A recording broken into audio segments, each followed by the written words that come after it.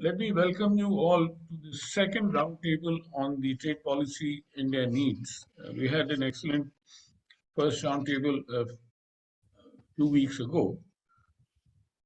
Since we have a large number of speakers, and we had large number of speakers then as well.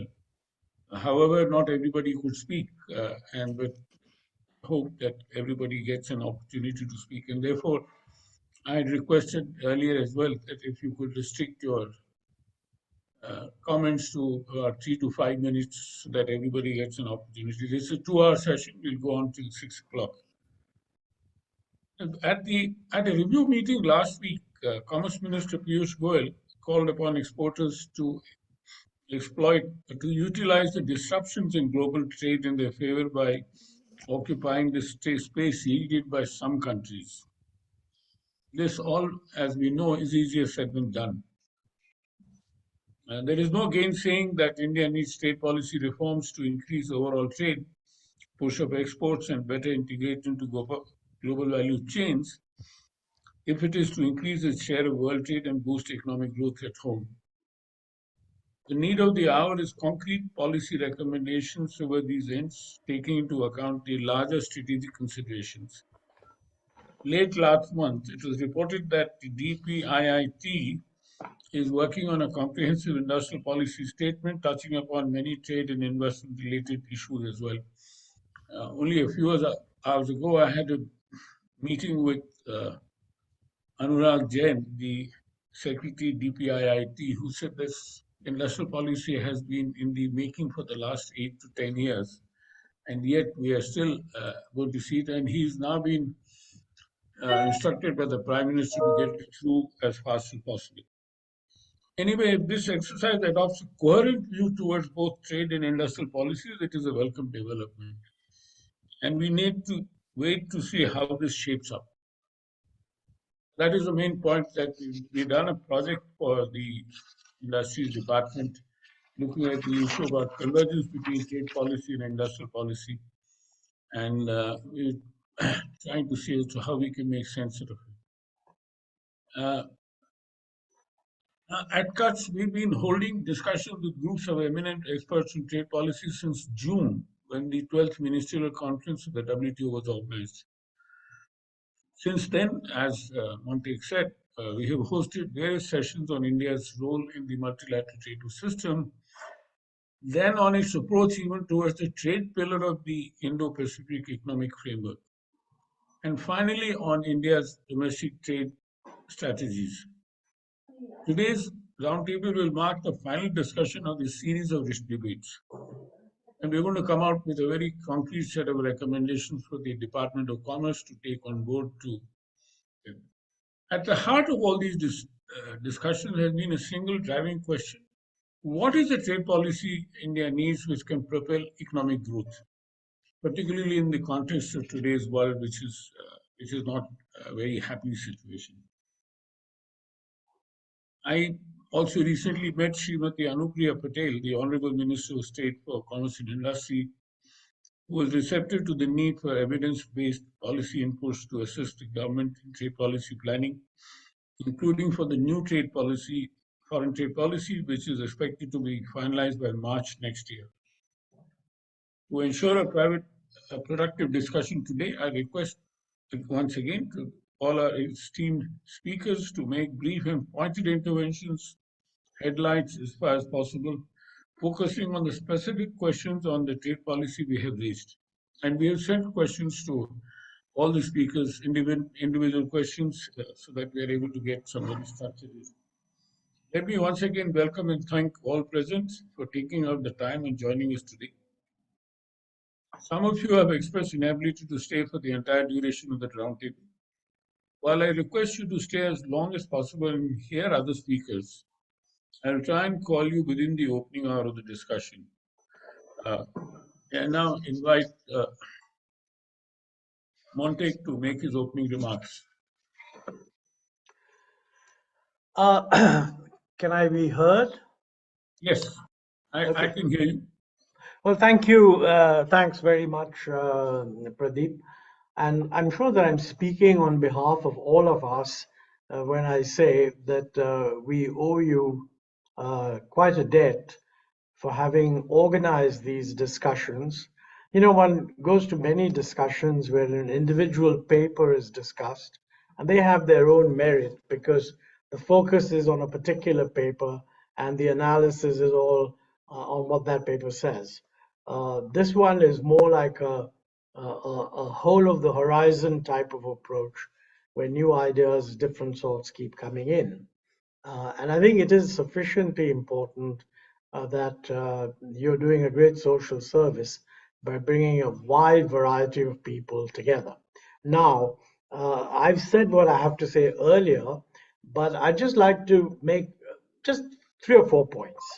First, you know, at the very core of everything has to be the assumption of why do we care about exports? I mean, is it just because we want to pay for imports? Because, if the purpose of having an export policy is that we must pay for imports, then an import substitution drive could actually aim at reducing our import dependence and would therefore make it less necessary to have exports. So I think we must be very clear. Uh, in my view, exports are not just meant to pay for imports. Exports are an indication of whether we are integrating with the global economy and demonstrating our competitiveness, and that therefore there is actually merit in increasing the degree of export, if you like, orientation of GDP. People can disagree with this, but I think let's be clear. Do we want the share of exports in GDP to rise and the share of exports in world trade to rise or not?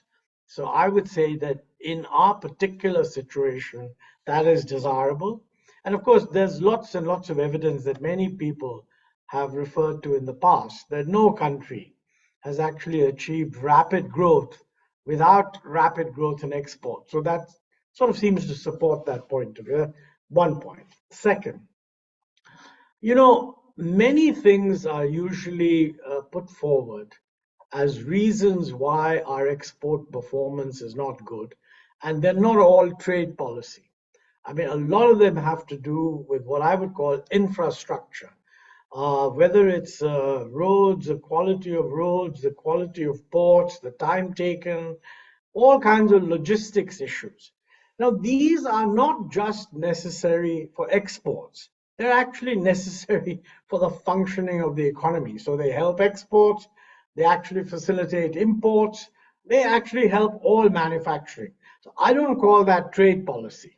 I mean, that those are important policies. I don't think there's any dispute about them.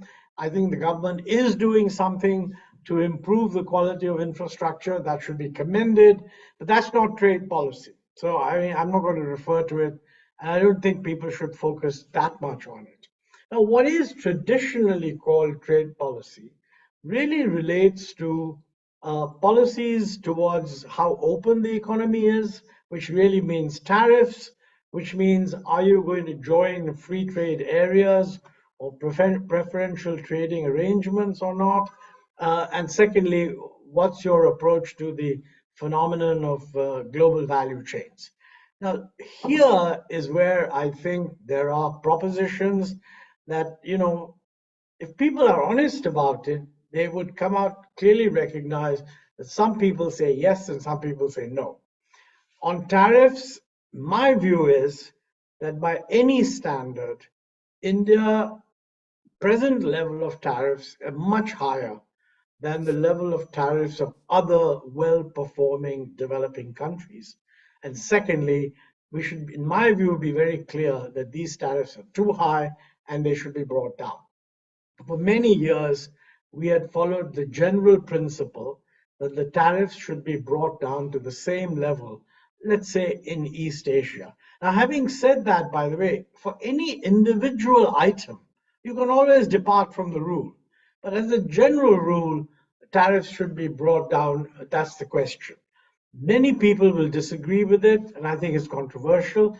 And it is important for your submission to the Commerce Ministry to take a clear position on this. Let me say this is not something that is part of trade policy. because finance ministry holds tight control over levels of tariffs. And so you don't expect don't expect the so-called trade policy to tell you anything about the government's policies on tariffs. And yet that is really a very critical part of trade policy. And I think that we are weak on that. And I think as it was Arvind Panagria who actually said after he took over as vice chairman Niti Aayog, he brought out a document where he basically endorsed the thrust of several previous governments that we must bring our tariffs rate down and we must reduce the dispersion of tariffs. And he has subsequently expressed disappointment that actually we moved in the opposite direction. So this is an important issue. I won't labor it. Second question. Is it or is it not important to join the so-called preferential free trade areas?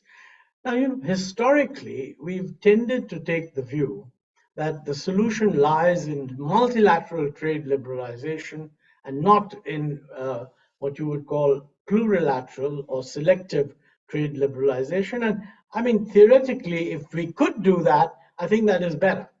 But I think we have to recognize that for whatever reason, the prospects of progress in multilateral trade negotiations is near zero. That's another issue on which some people might disagree, but I think you should take a position on that. I think for whatever reason, if there's going to be trade liberalization, it's going to be selective. That is, I think, particularly true given the geopolitical fractures that have arisen in the world, not due to our making, but they're a great reality. And one particular fracture really relates to China. For whatever reason, the extraordinary rise of China, which is seen to actually threaten the economic dominance of the West, has led to a backlash. Frankly, if it was only economic dominance, I don't think the backlash would be justified. But I think what they say is that China is not simply challenging economically, but is challenging us militarily and technologically. Nothing wrong with that either. But then what they say is China uses unfair methods to reach a technological superior position. I won't go into whether they're right or not, but that is their perception. So therefore, it is very unlikely that that position is going to change. And the US has very recently imposed highly discriminatory treatment against China. So we have to take this as a fact. If that is so, then the rest of the world is sort of getting divided up into preferential areas. And almost certainly, if we're going to have some development of global value chains, investment, and this kind of stuff, it's going to be directed preferentially towards what the US fellows often call friend shoring. Friend shoring basically is a grouping that they like. And so the question is, what should be our policy? Now, I was always in favor of joining RCEP. Many people didn't think it was the right thing to do. And one of the reasons they didn't think it was the right thing to do was that they saw China as an unfair competitor and they didn't want to extend free open trade access to China. Fair enough. But if that is the case, then we cannot be ruling out integration with East Asia, which is going to be the fastest growing part of the world. So if we don't want to be in RCEP, we still have that open. I mean, India can join RCEP if it wants. But if we don't want to join RCEP because China is the problem, then we should join the other one, which is the comprehensive whatever partnership thing, which the Japanese are currently leading. We don't seem to be willing to do that either. And one of the reasons we're not willing to do that is that these arrangements increasingly involve back of the border alignment of standards. Now, obviously, back of the border alignment of standards raise different kinds of issues. You can get hung up on this by saying this is unfair and we simply don't agree. But then what it amounts to saying is that if the rest of the world is moving in this direction, we are going to cut loose and do our own thing. I think that would be a mistake. What is more important is that, by staying out, we don't actually make it terribly easy to get in later, because by staying out, new rules, etc., get evolved, which might determine the responsibilities of those who want to take advantage. If we were in, we could actually make sure that these rules move in the direction that we want. By staying out, we have no control in that whatsoever. So this is another issue that you need to take up. There's a lot of talk about accelerating the FTAs with the UK and Europe. I think that's important. We should do that. For some reason, obviously, progress has been not as good as was at one stage stated, but that's not a substitute. I think we should get into those. Those, by the way, will require some concessions in the back of the border alignment of standards. But I think if you're talking about Asia, then we are left out in an important sense. So that's my next point. My last point really relates to we've got to come to grips with what is our position on global value chains. At one stage, there are statements that the government has made which says that we're in favor of integrating with global value chains. But somehow, at times, the impression being given is that we think we can do that with a global value chain, where the value chain is entirely internal. In other words, the value chain is a series of backward integrations all within India. I don't think that that's actually feasible. The meaning of global value chains is that global production will be distributed around the world, and goods will move more or less seamlessly from one part of the world to the other part of the world. Now, to do that, you need tremendous speed with which imports can come and go. That has to do with logistics, etc. But you also need a low tariff regime. It is going to be very difficult to persuade anyone to think of India as an important part of the global value chain if we also say that the average tariff in India is twice that which it is in East Asia. I think we should also get the facts right. I mean, if all this I'm saying is just conceptual or theoretical, if all this could be combined with a factual statement that exports are booming, then we could forget all this. The fact is, exports are not booming. For the last several years, by any standards, export performance is worse than it was earlier and is worse than it is for many other countries which are benefiting from the China plus one transition. So I think we better wake up and smell coffee. And that does call for a new trade policy. Now, I'm quite sure that the new trade policy will have a number of slogans which will look good. And that's good. But the important thing is go behind the slogans. What are the specific difficult decisions that we are willing to take, or rather, which you would recommend the government to consider in the light of some of the things I've discussed? I apologize for having taken so long, but then I promise to just shut up from now onwards. Thank you very much, Pradeep. Thank you, Montek. It's always such a pleasure to hear you and your very erudite and sensible remarks. It's difficult to intervene, especially when moderate the session. My request is now to Gopal Agarwal, the economic spokesperson for BJP. But before I invite you, Gopalji, can I? Raju Kanodia has 1 minute intervention to make on Montek's speech, if I may allow. Is it okay? Go ahead, Raju. Raju, over to you for 1 minute. Yeah. Thank you very much. I really appreciate. I am probably the only person from industry in this group. And I don't know how I find myself here among such intellectuals and thinking minds.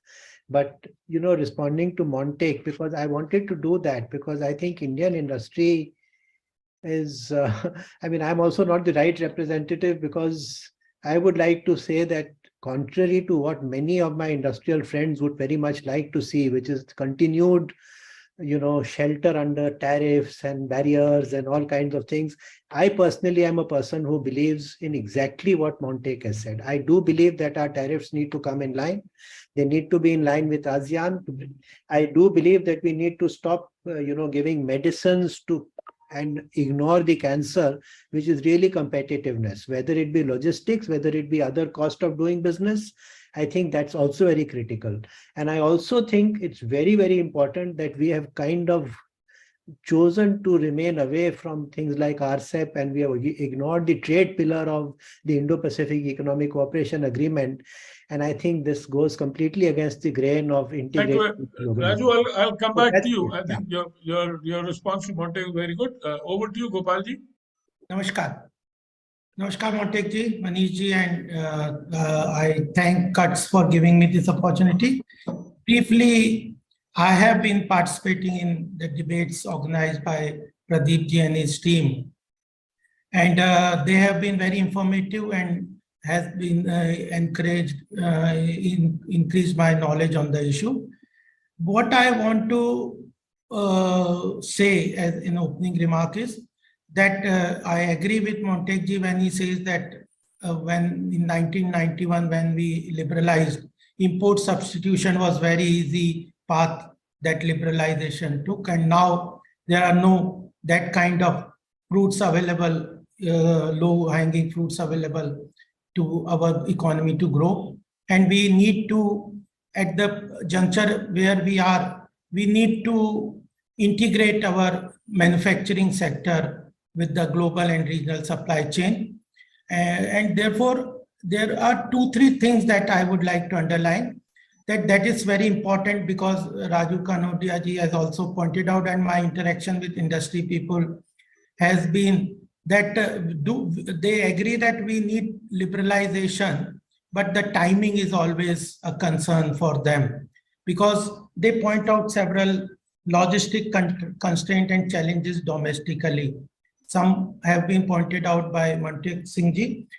And our policy in last 5, 6, 7 years has been that make our domestic industry competitive before we go for full-fledged opening our domestic industry to global competition. So whether because industries are saying that we have so many challenges with regard to logistic bottlenecks, supply chain, domestic supply chains, raw material, transportation, integrated transportation hubs. So many things have been there, which the government is trying to substantially reduce them. Then there are problems with issues like this energy prices also is not competitive globally. We have to depend a lot, and that is though the consumer, retail consumer gets a preferential treatment in petroleum prices, but industries and other have to bear the blunt of global increased prices. So that energy cost is also not letting us to be competitive. Interest rate is issue. Then land cost and availability of land is also an issue. So these are complex issues which first we have to resolve. That is the priority that people think, and then open up. And there are domestic pressures about tariffs, etc. But we have seen that they have become counterproductive, increasing custom duties without getting into the details, as Ahluwalia has said, that commodity prices have risen so high that MSME now are coming for some past months that period, that the commodity prices which are raw material for us is harming us. So we have seen the counterproductiveness of increasing tariffs. So that's also an important issue. So what I think is, it is not when to open up of the industry. At present, we have no choice. We have to open up.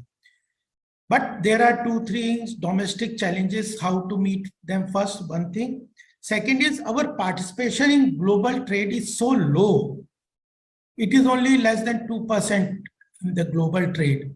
So how impactful can our policies be? That's also an issue that I think is important thing. And the third point that I would like to underline is that it is not only mercantile or manufacturing sector integration with the global supply, though we need it. But at international trade negotiation, etc., we find that there are pressures to open up the manufacturing sectors. But when we talk about services and agriculture, there are reservations from them. So ultimately, trade agreement or multilateral trade agreement or bilateral trade agreement have to be give and take. And that in that bargain, we find that it is not balanced at times. So this is an important point we have to consider. And I agree that at this point of time, we have good opportunities. If we integrate our manufacturing to the global and regional supply chain, surely, because the world economy is going through a period of recession and high inflation. US is continuously going for high interest rates. That gives an opportunity for India, even with regard to the domestic industries to grow. Then China is facing post-COVID bottlenecks about lockdown and other thing, and Europe is facing intense challenges on energy thing. So these three big developed economies are at present in a situation which can benefit our domestic economic growth. So I think this is right time we should go for more FTA, free trade agreement, bilateral trade agreement, and also look into various mechanisms. We have to also develop certain capabilities with regard to, because at international laws and arbitration, etc., international laws do not have the teeth for implementation at point of time. There also we need to develop at the government level or at the industry level, association level, capabilities to deal with international arbitrations and other issues. So these are the things I think with this opening remark, I would like to listen other things, but I am agreeing that we need to open up and get more data on, as has been mentioned in some of the report, that we need to have more data on the value added side also to deal with the international negotiations. Thank you. Thank you very much. There are two things which I thought important to flag at this point, Gopalji, and as Montek has suggested.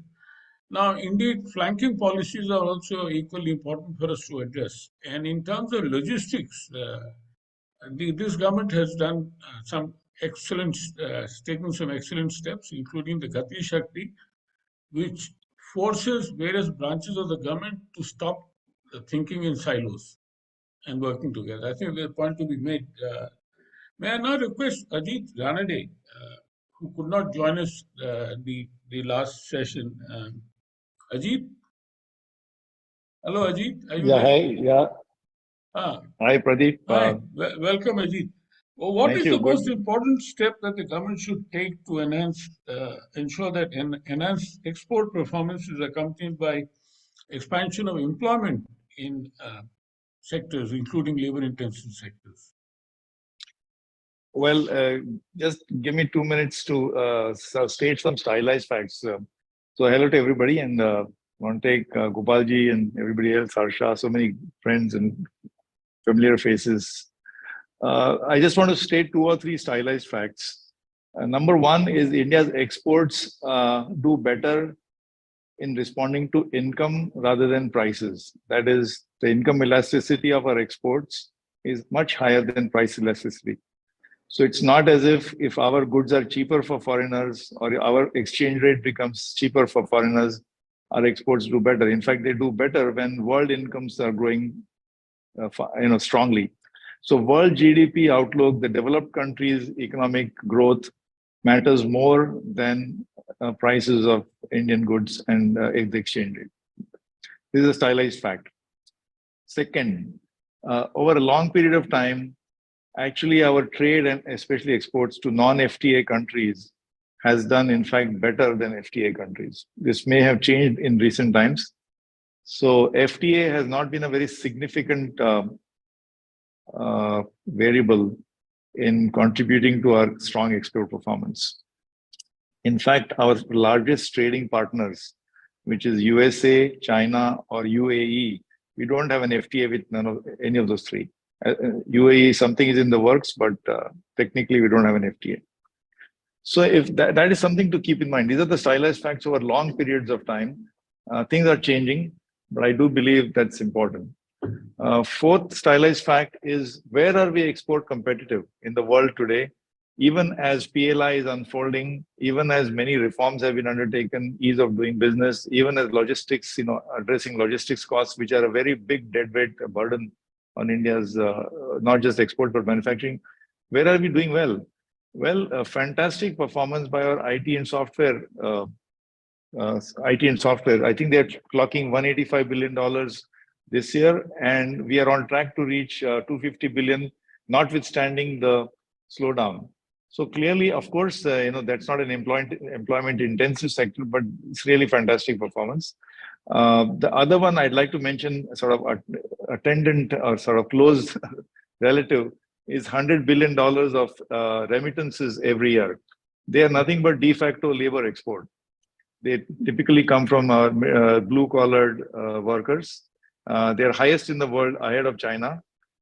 We won't discuss whether it's a badge of honor or not, but I think it's a very significant contributor to our earnings, and I count it as labor exports.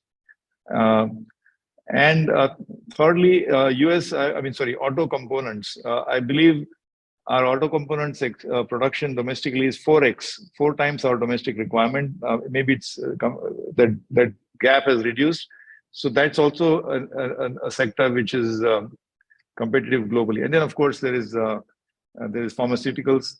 But I want to not mention things like petroleum and diesel exports, or gems and jewelry, or to some extent pharmaceuticals also, because the value addition there is small, but not to deny that they are significant contributors. So we should look at that. That's a stylized fact, and this has happened over many years. It's, again, not a very recent phenomenon. So these are stylized facts. One more thing I want to add before answering your question, Pradeep, is what Montek mentioned, which I strongly endorse, that let us not look at exports as merely paying for our imports. That kind of approach will not help us, especially if we are interested in sustained high and inclusive growth. And we cannot have that situation without a very significant contribution from exports, and with a significant contribution from exports, which is not merely driven by having to pay for imports, inevitable imports like crude oil. So that kind of is a change in mindset. So having said all that, I think what is the most important thing? There's no answer to that question, because there are numerous things, and I certainly don't want to say there's a silver bullet. But I do want to mention that we must seriously reconsider our participation in Asian treaties like RCEP, because it's not really about our trade performance, trade improvement, or the mutual deficit. It's more about location of value chains, global value chains. And if we remain outside, what we do is we actually deter potential investors who will want to locate the entire value chain in a relative free trade territory. So if only one country or one part of the value chain is outside, surely they're going to think twice before actually locating parts of the value chain, because then you are going to cross borders back and forth, and frictions are unnecessary. So while we just focus on the fact that ASEAN trade deficit has perhaps increased, I'm not so sure, because imports and exports have increased. We look at the China angle, but we completely ignored in the discussion, I think, what we lose out in terms of location of investments, where the entire value chain will be in the free trade territory. And last point is that this is it's after Galwan, it's becoming difficult to defend this, but China is now a $6 trillion consumer market, and more than 120 countries export to China. They're exporters to China. I don't know why we can ignore that market completely. So we have to be aggressive in trying to target. I know there are very many difficulties, but in all our discussions, we focus on EU, Canada, Australia, but surely we should not ignore the second largest consumer market in the world. Thank you. Thank you, Ajit. And with that, let me add that our trade with China is actually going up every year. Fine. I mean, our deficit is also going up every year. And But Pradeep, if I can just quickly rebut that, we have a $32 billion surplus with one country, while we have a $45 billion trade deficit with China. We never talk about the $32 billion trade surplus with another country. You know, if we start doing this bilateral the trade importing balance, country complains about it. yeah, the US, you know, The US and that's complains growing. about it. Yeah, Yeah, I exactly. agree. Yeah. Thanks a lot. With that, may I now request Honorable Manish Tiwari, former minister in the UPA government and another dear friend, to please tell us how can we ensure a greater role for Parliament? I think this is what is missing quite often in trade policy making is to scrutiny. How will it help improve the trade policy making process? Over to you, Manish. Good evening, Pradeep ji, Mr. Montek Singh Ahluwalia, Gopal ji, Lakshmi ji, Mr. Chandrasekhar, and many other extremely eminent people who are present virtually today. Well, frankly, I am completely a novice when it comes to trade policy. So therefore, I was here more on a listening brief rather than a speaking brief. But in my very limited understanding, what I have been able to discern is that your trade policy ultimately is a subset or a function of the geopolitical reality that you currently inhabit. Between 1991 and the economic meltdown of 2008, there was a completely different landscape globally. The neoliberal economic order was dominant, and so therefore you had a completely different conception of how goods and services should move, how tariff barriers should come down, how trading arrangements should be multilateral, how multilateral trading institutions should be strengthened. But post the global economic meltdown in 2008, and gradually from then onwards, we have, or the world really entered into a completely different phase altogether.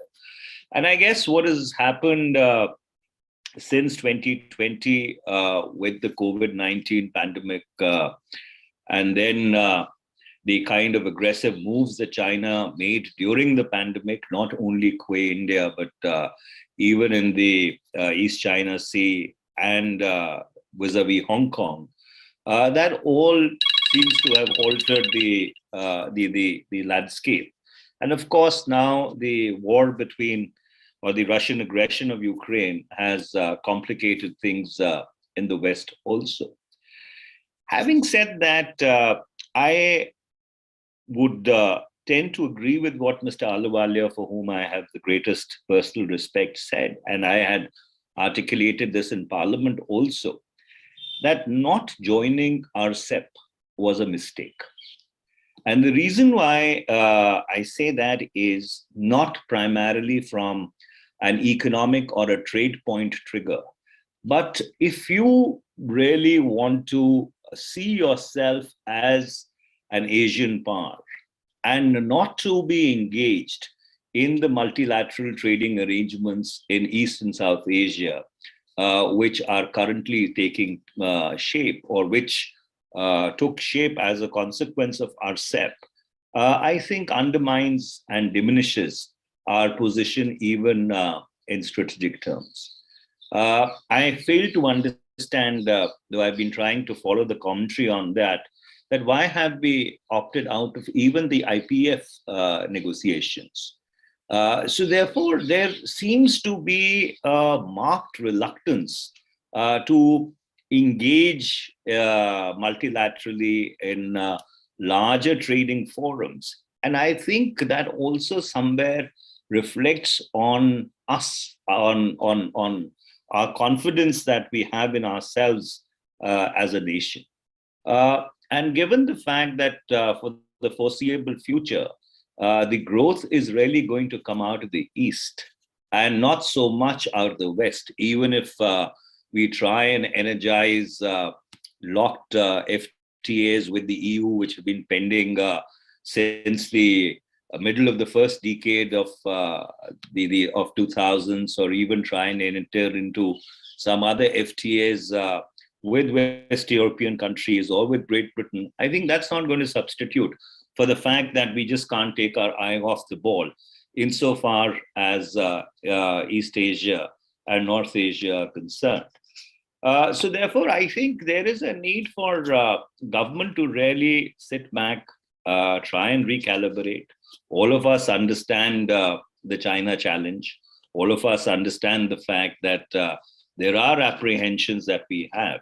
But within the multilateral framework, I think we need to find the safeguards. We need to try and build the firewalls, which insulate us without really having to disengage. Where Parliament fits into the entire trade policy paradigm is that Parliament, in fact, is a microcosm of the diversity of India. So therefore, you have members of Parliament who try and bring the very, very specific concerns or the very specific interests and capacities which their respective areas have.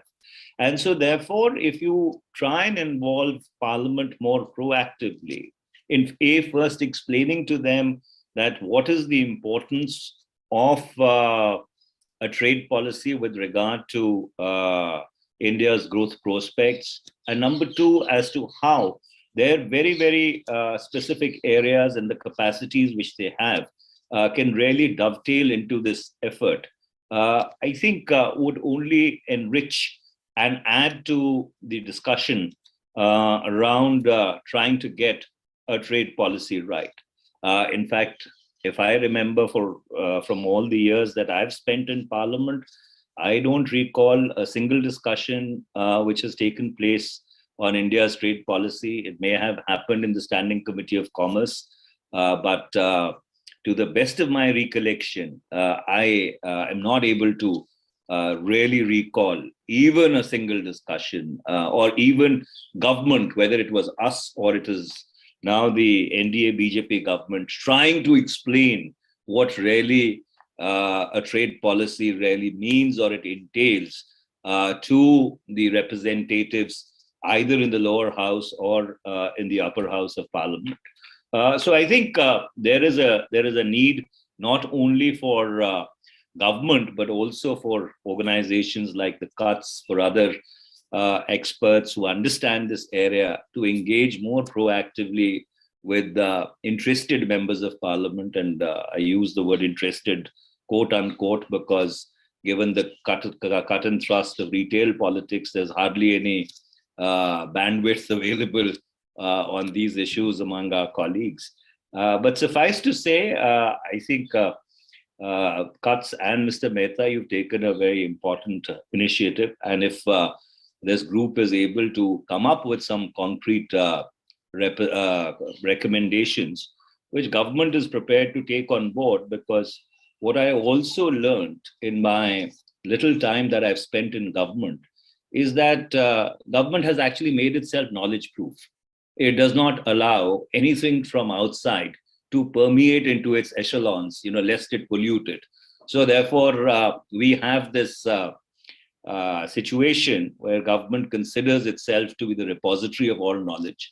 But be that as it may, if there is something substantive which can really filter in, I think it really would be a huge contribution to India's national interest. And I would leave it at that. Thank you very much. Thank you very much, Manishji, and we'll certainly take up your invitation to and do once the recommendations are finally, we'll probably hold a parliamentarians meeting, and we'll seek your help to do that. With that, may I now request Mr. K. M. Chandrasekhar, our former cabinet secretary, two questions to you, Shekhar. One is, what should be India's approach to social issues and FTAs, and the environment and labor standards? If you're talking about EU-India FTA, it becomes a very important thing. Secondly, and since you have been at the top of the government since for long, Do you think there is a need for a standing body for year-round trade policy consultation with representatives from industry and business, civil society groups, parliament, trade unions, etc.? Over to you. Thank you, Pradeep. I speak on the basis of my 20 years experience, direct experience, hands-on experience in marketing, exporting, negotiating, and rulemaking in all the major areas, out of which 14 years I spent in the Ministry of Commerce, most of it in the Trade Policy Division, then in Brussels, then in Geneva. Now, my experience has taught me a few lessons which I thought would be of relevance in this discussion.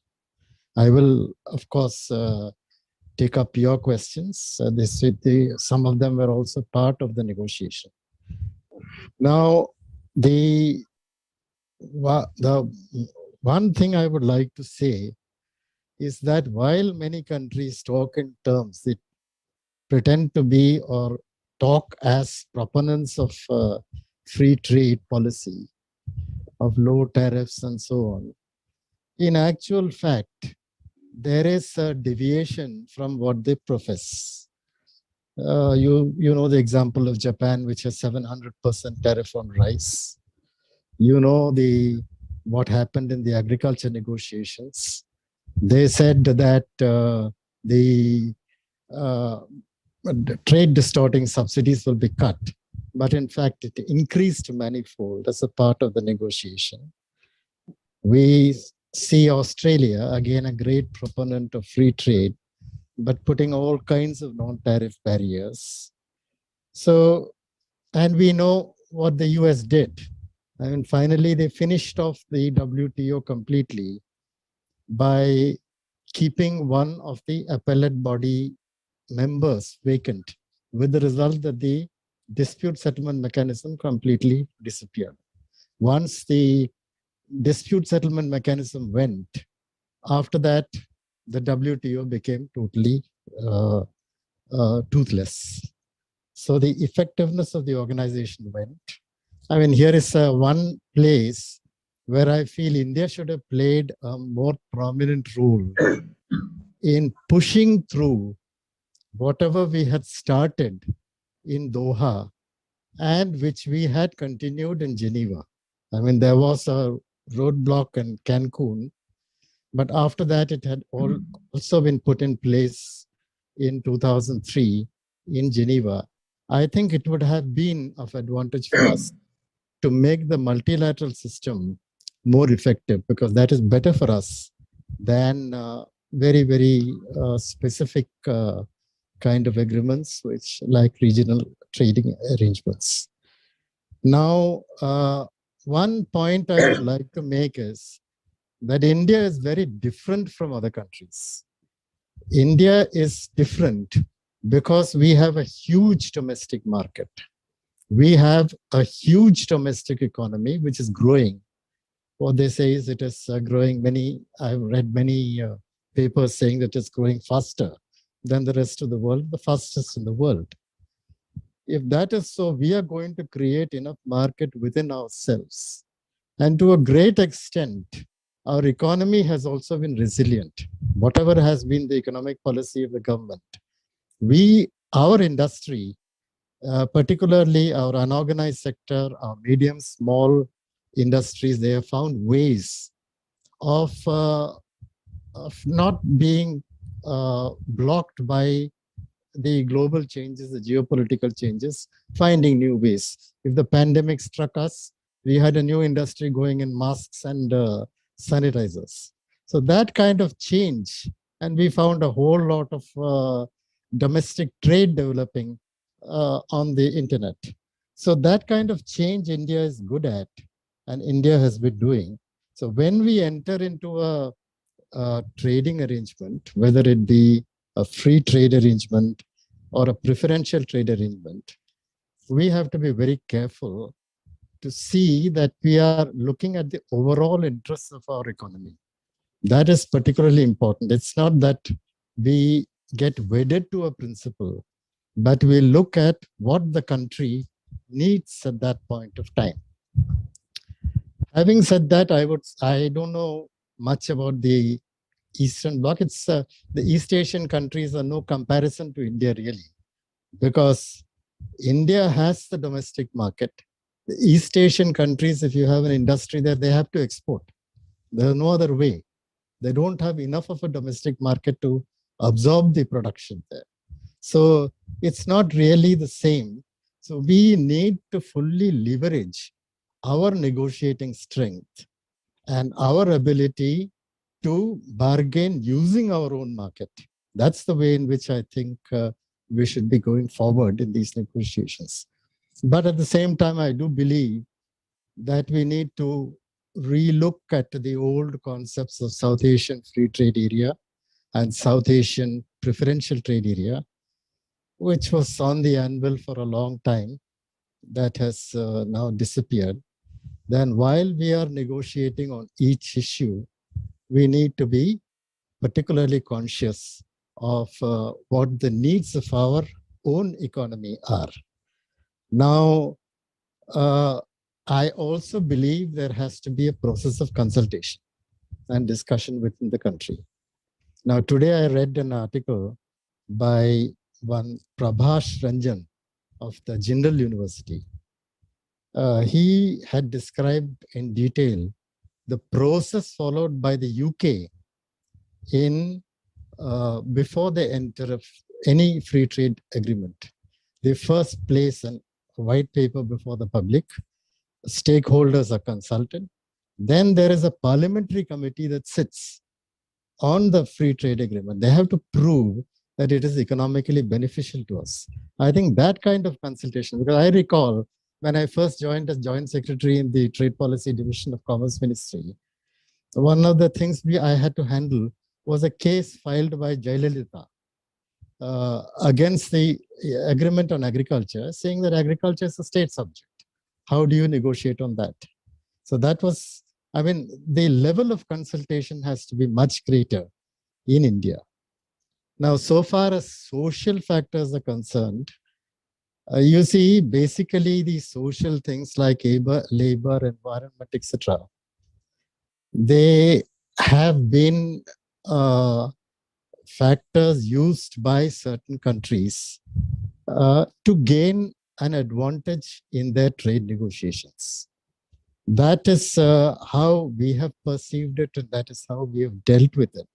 Now that we have gone from the multilateral forum to the regional forum, to the regional agreements, now that is again becoming prominent.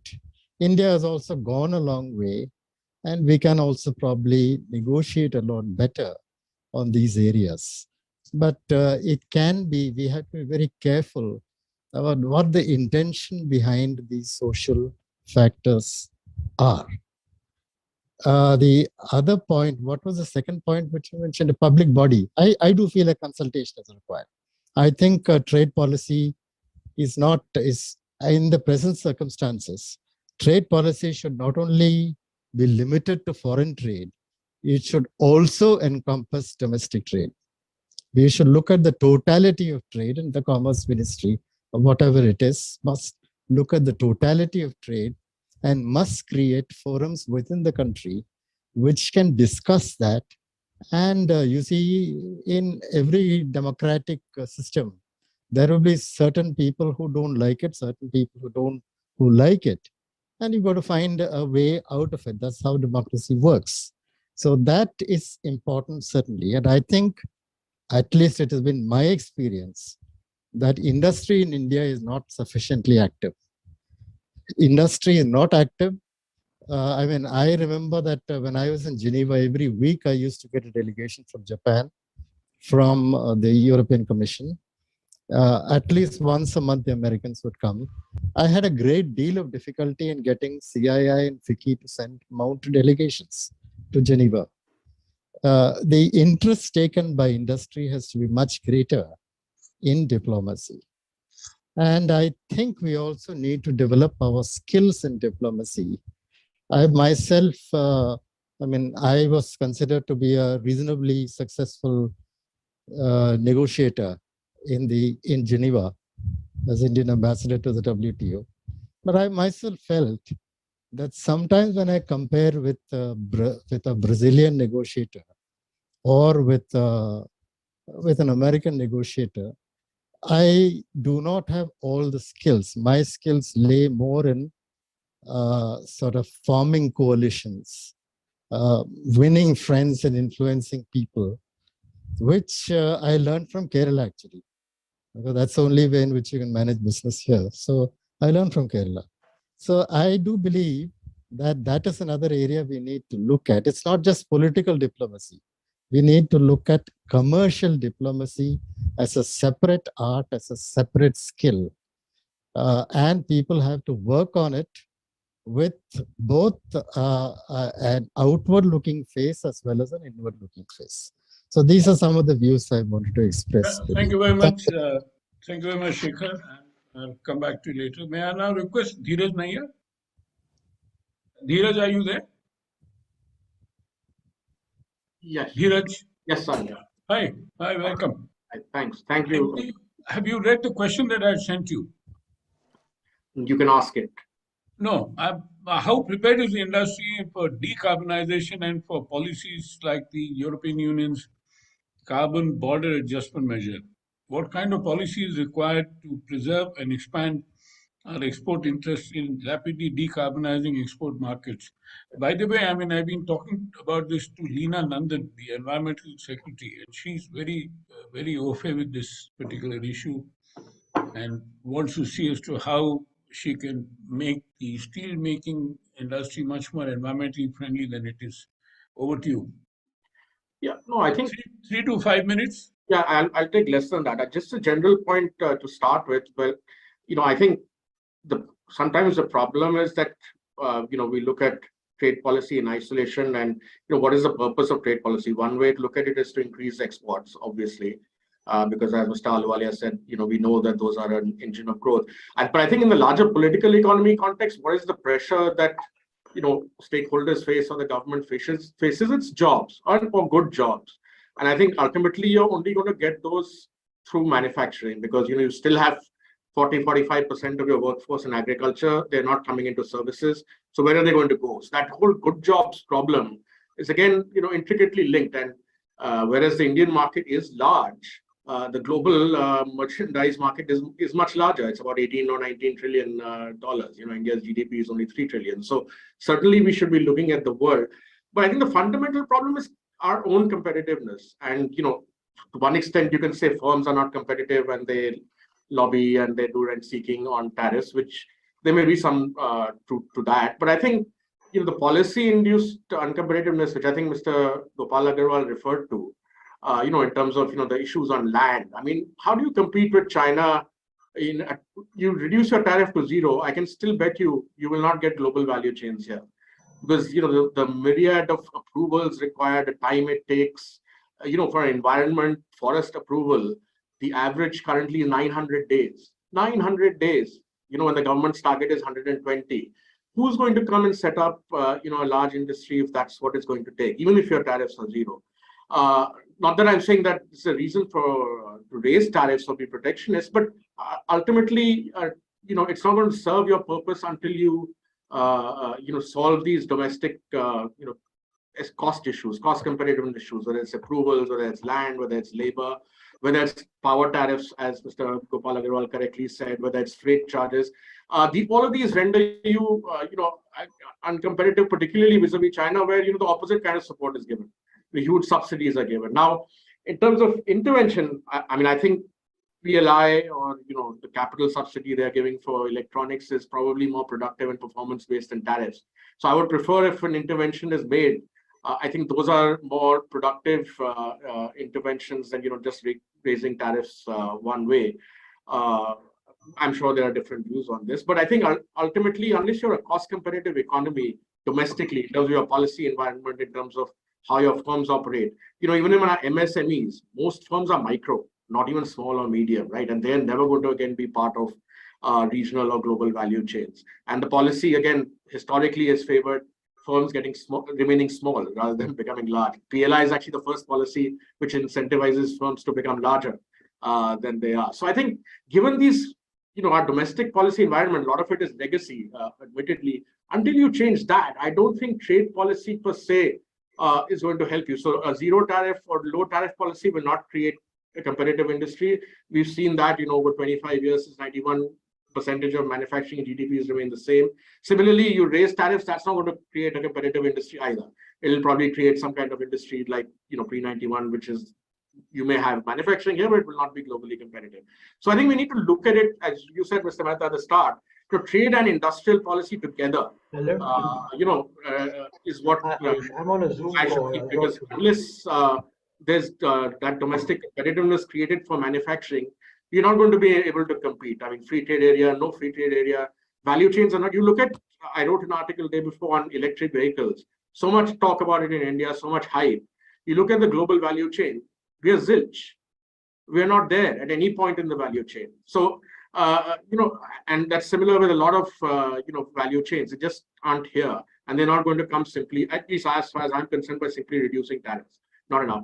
On your point on decarbonization, I think, again, now, how do you look at it? This can be looked at as a protectionist measure by the advanced economies, given their own legacy and history and contributing to the carbon problem.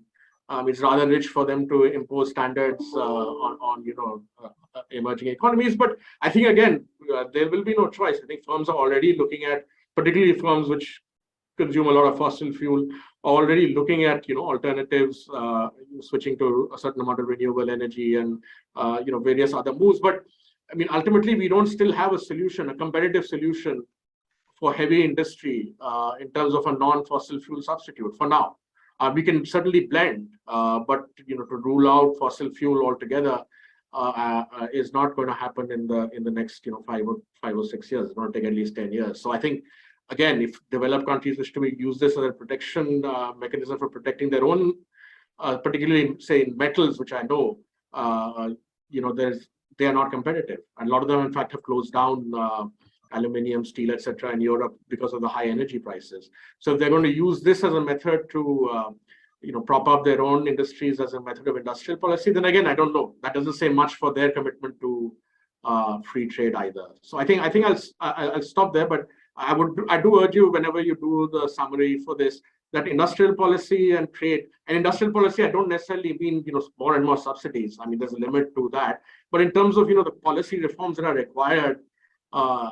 In which the government, I mean, at the highest level says they will do, but I think the bureaucracy at the various levels, state, local, and so on, makes it very, very difficult. And that escalates the cost of doing business hugely. I think the government is aware of it. I'm not saying they're not, but as Mr. Agarwal said, it takes a while to sort out, some of these issues because of how long they've been vested in them.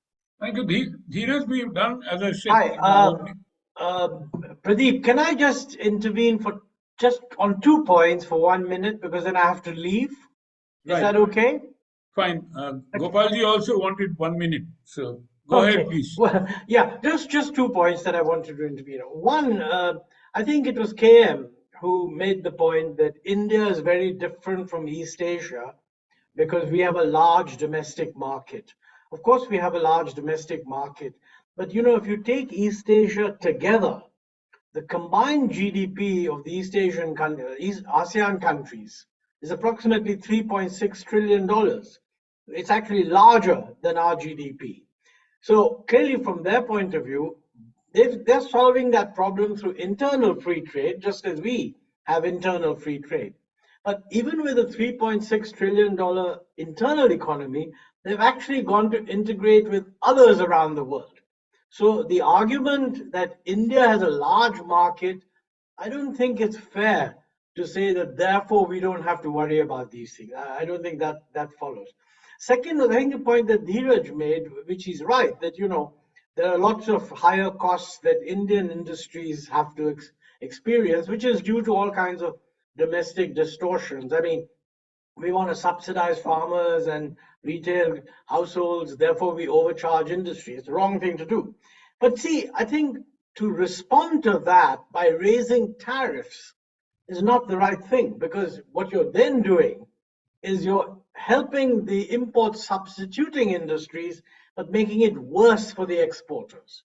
So quite frankly, if there are external impediments which we're trying to resolve, but may take some time before they're finally resolved, frankly, the only way of offsetting them in a non-distortionary manner is to have an undervalued exchange rate. I mean, the Chinese for years ran a very undervalued exchange rate, which was an underpinning of a lot of their growth.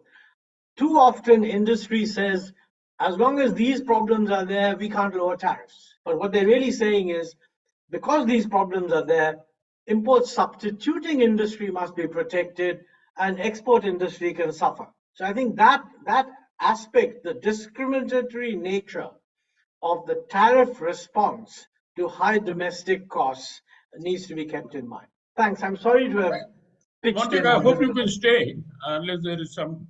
Well, I'm staying for a little while. I'll Okay, hear fine. Gopal and then. Gopalji has to go for an urgent meeting and he wants to speak for about 30 seconds. Gopalji, can I ask you one question before you respond? Yeah, yeah. I think nobody has spoken about the fact that a lot of this effort has to be done through coordination with our states. And we cannot do everything in the central government alone. Though trade policy, of course, is a central government sort of terrain, yet the states have to implement a lot of it. Over to you.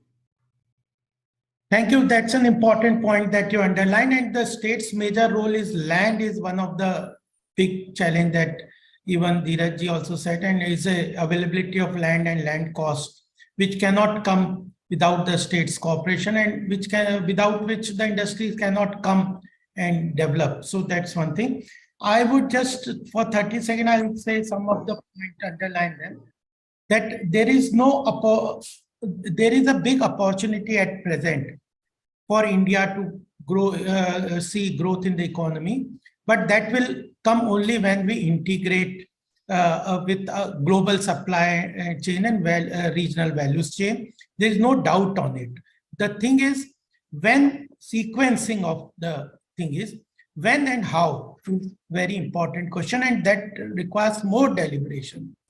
Whether the challenges like integrating the domestic value chain, because industry is facing a lot of problems, which will be done through, as Pradeep just said, by Gati Shakti or industrial policy, whatever way it is done, but the efficiency in the domestic supply chain is one of the precursor for that.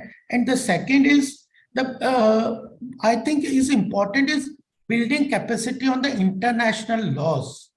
That's very important if we go for international trade treaties and integration. We have that deficiency. And the third point that I would like, that the issue at recently OECD or other trade agreement is that ESG compliance will become a big challenge for our manufacturing thing. And I have seen, because I am also finance professional, so I've seen that the balance sheets are not reflecting about the carbon or ESG compliance, and that will become a big bottleneck for our industries, like it had been for phytosanitary standards, etc. The same thing will be used by international companies, international countries for the thing. So and ESG compliance capability has to be built. Then international law capacity, dealing with international law is very important, and strengthening domestic value supply chain. If this is the initial way, then we can easily achieve the goal. Thank you. Well, Gopalji, before you go, I think you made a very important point in terms of capacity building on dealing with laws. There's no doubt about that. But what Ajit Ranade had said is something which you, as a China watcher, should remember, that China is a $6 trillion consumer market. Number one. Number two is our bilateral trade with China is growing. Are we going to be afraid of China, or are we going to use that opportunity in a way that we can help our own industry? As I said, I mean, people are saying, look east. Honorable Prime Minister is talking about Act East. So when you're saying Act East, why do you ignore China? No, the thing is that Secondly, no, one more thing, Gopalji, very importantly, what people are not understanding is that if in case we have to promote multilateralism as is been a professed policy of the government of India, China is an inevitable imperative. You cannot ignore China, whether it is climate change or whatever else we do. Over to you. no, we cannot ignore. I agree. Therefore, with all the restrictions or whatever the government policies or discussions are, our trade with China is not reducing. So we cannot ignore China. We understand, but what the government thinks is that Chinese challenge is giving so many opportunities for our economy, because surely global companies are looking for risk diversion strategy, and that is the main benefit that India can have. Second is the Chinese have at present situation have no alternative but to what the global thought discussion is, that they have to slow down their economic growth due to certain compulsions domestically. So that is also an opportunity. So what we see as China as a challenge, we see that it's an opportunity for us to grow Exactly. Southeast Asian countries, and we should work on that. Challenges is not that we are disintegrating with China on economic issues, but we should look into the opportunities. Thank you. Dheeraj, 30 seconds. One second. One second. Sorry, please. Montek Singh ji said, and you talked about multilateral thing. I agree with Mr. Ahluwalia that multilateral treaties have reached a zero outcome at present. They are not helping any country. Pradeep ji, I just wanted to say one thing in response to what Mr. Ahluwalia said. I mean, I agree with him that raising tariffs is not the greatest response and discriminates against exporters. Just the one interesting thing, Mr. Vadhavan is here. I saw Mr. Ramupendra Das also here. So I attended a lot of the consultations that happened on RCEP. And in not one, I can take industry consultations, manufacturing consultations, and in not one did any industry player, exporter or importer, anybody favor signing RCEP. Mr. Vadhavan can correct me if I'm wrong.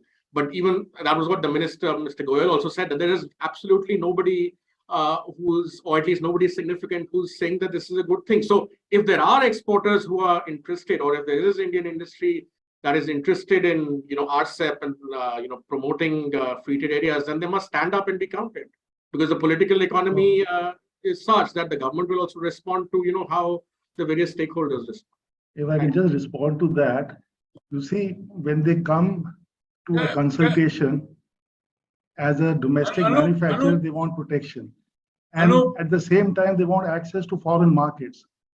So your industry has a stock reply that it is too sensitive for the tariff to be liberalized for us, but we want access there, not realizing that unless you give access here, you won't get access there. So that is the standard situation with all the FTAs we've signed. Industry universally from A to Z will say, sorry, don't lower our tariff, it is too sensitive, but we want access there. So that's the story. Anup, that's a major story which we keep on hearing again and again, and for some very valid reasons, and I think that requires a very separate slogan discussions. Just a slogan that don't lower tariffs or don't enter into FTAs. Manish has a 30-second comment to make. Manish. No, I just wanted to come in briefly. This entire discussion around engaging China, which is all very good. But the fact is that we've seen a paradigm where we thought that an economic engagement would actually lead to a resolution of the political issues that kind of conflict the relationship, not only Quay China, but even Quay Pakistan. Unfortunately, that has not happened. And so therefore, till the time we do not find a political modus vivendi vis-a-vis both Pakistan and China, I do not see a movement on either the South Asian free trade area, which Mr. Chandrasekhar talked about, or even with regard to China. So therefore, we are not Taiwan, whereby Taiwan remains threatened, but there are 482 flights daily between Taipei and the Chinese mainland. I think we are in a different bucket altogether. And so therefore, if we are to ignore that reality, and if I'm permitted the use of this word, indulge in wishful thinking, I don't think that substitutes for trade policy. I'm sorry if that sounded a little harsh, but I just thought I'll put it out there. Thank you very much. May I now request Shumanto Chaudhary? Shumanto, are you there? Shumanto Chaudhary?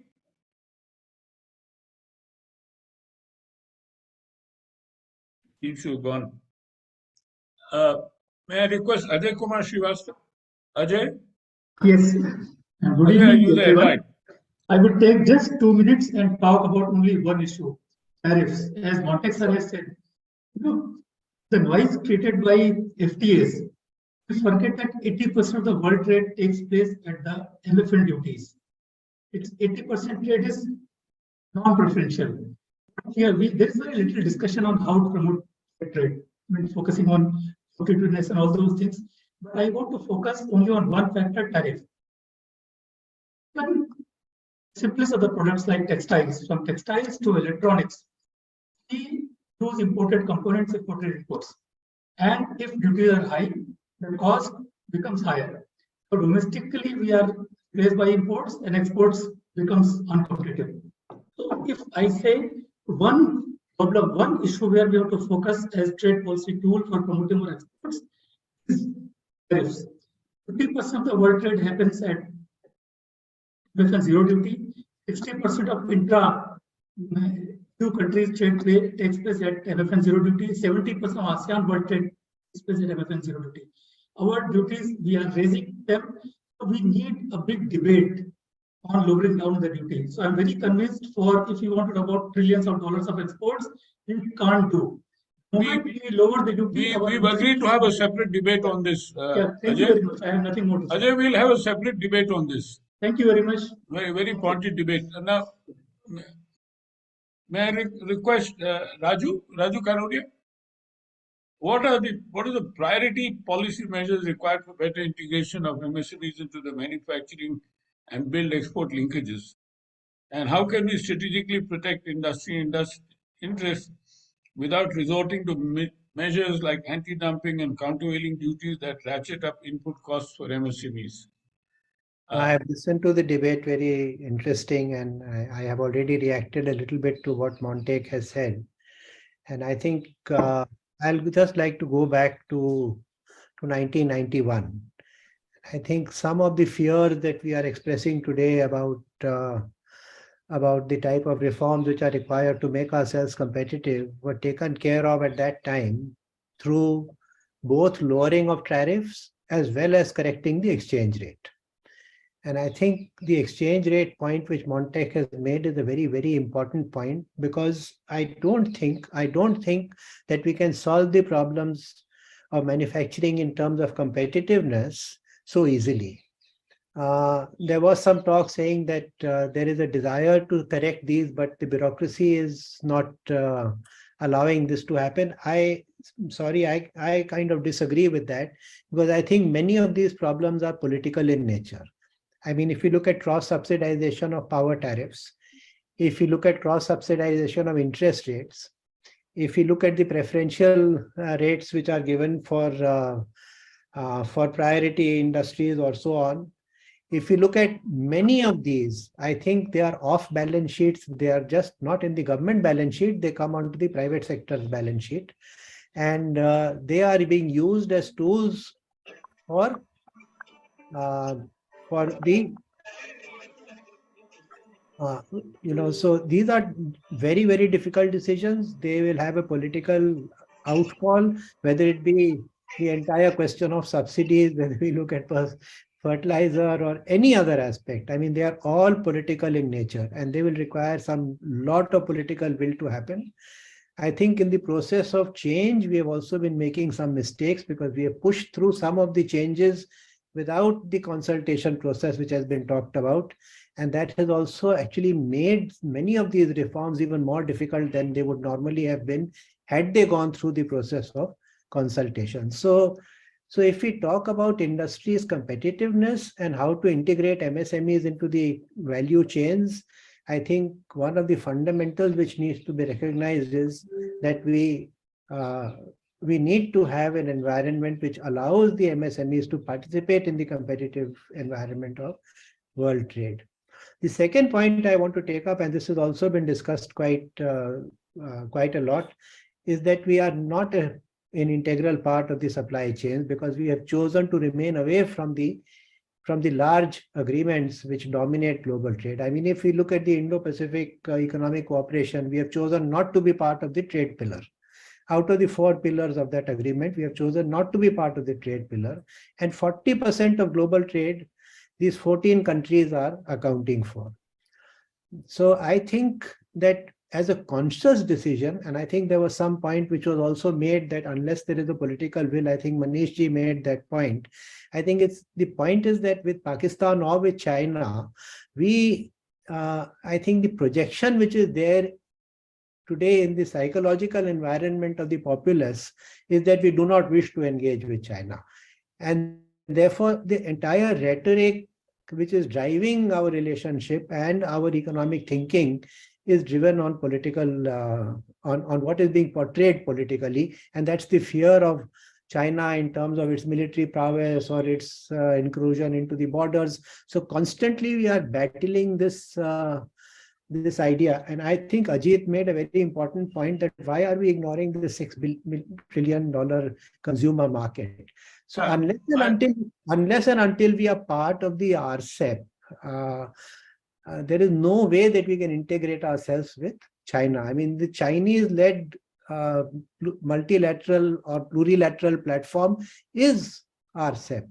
And if we want to take advantage of the China Plus policy, I think we should be looking at China Plus for supplying to China also.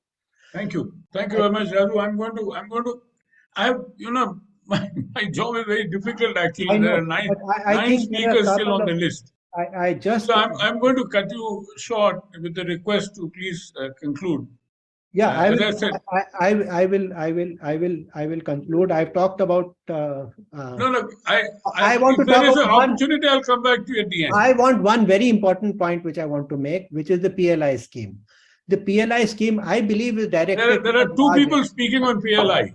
No. I think it's a large industry which is benefiting from it, and a lot of the medium scale is being cannibalized because in terms of production linked incentive, many people, because let us take refrigerators. Refrigerator demand will not go up by 20%, but you'll start producing panels, etc., which other people are producing. Anyway, Anyway, thank you very much, Raju. With that, may I request Anil Bhardwaj from the Secretary General of ISME. Anil, and as it happens, whenever you're towards the end, your time gets shorter. My very strong sort of apologies for that. Anil, 3 minutes. Okay. You have a question? Yeah, I sent you a question. Okay. How can MSMEs tackle the proliferation of trade restrictive SPS and TBT measures? All right. See, the context is the kind of FTAs that we are signing now, especially with Australia, UK, and European Union.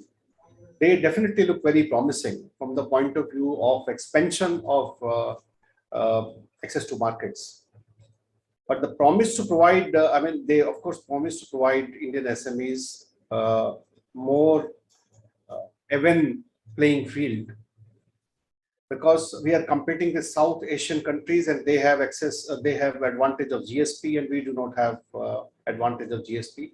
And GSP is a very important factor when we are talking about textile and garments, handicrafts, gems and jewelry, leather, all these products where MSMEs are concentrated.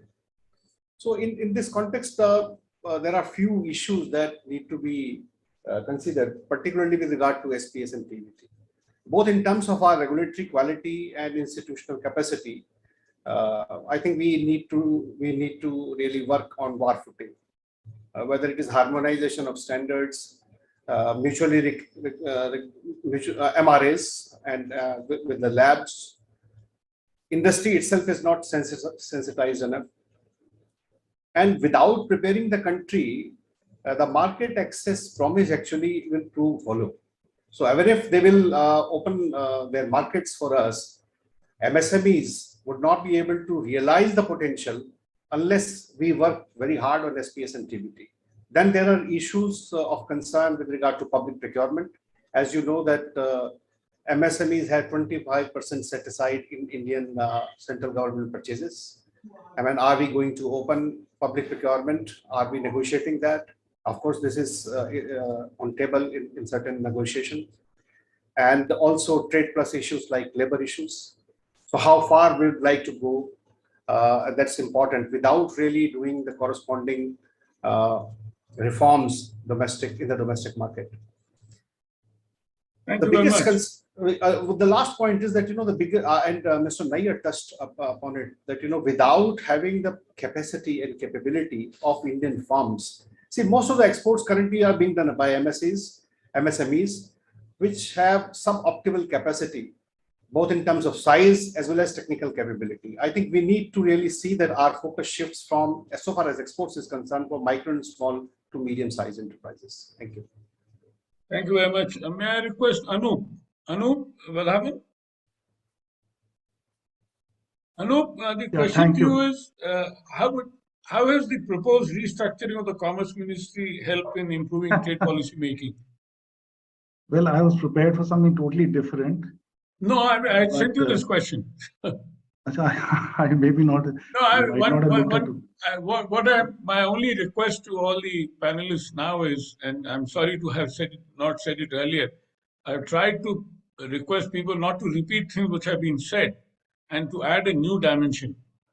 Yeah. So let me, you know, in a nutshell say that, you know, to the extent we have not achieved our potential as a trading nation and as a manufacturing nation, we are way below our potential if you compare us with, you know, other economies in similar situations.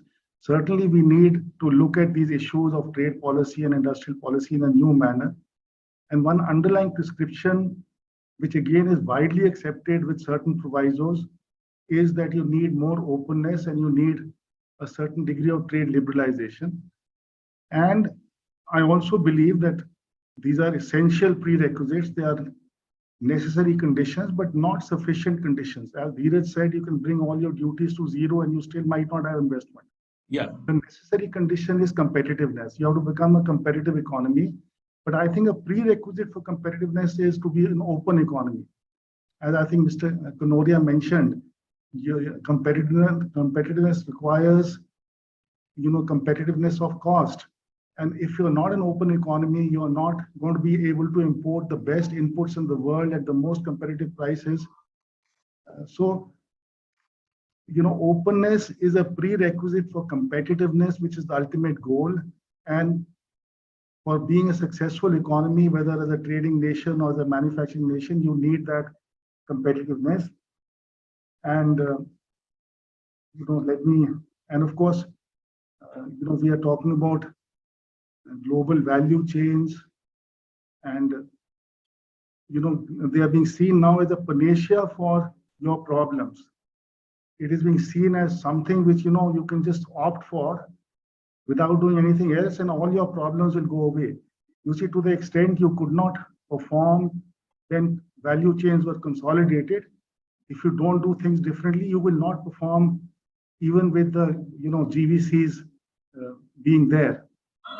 Anup, my very specific question to you is Okay, that so there let is me now a change from the times that you were running the Commerce Ministry to what has now been proposed in this very beautiful new temple which I have been to. Today, for the first time, the Vanijya Bhavan is such a grand palace. Yeah, no, that is not really a part of the essential change which has happened. That palace, that building was being constructed for a long time, and the idea was to consolidate all the Commerce Ministry offices in one place. So, and I don't think it'll be very prudent on my part to speak too candidly on this subject.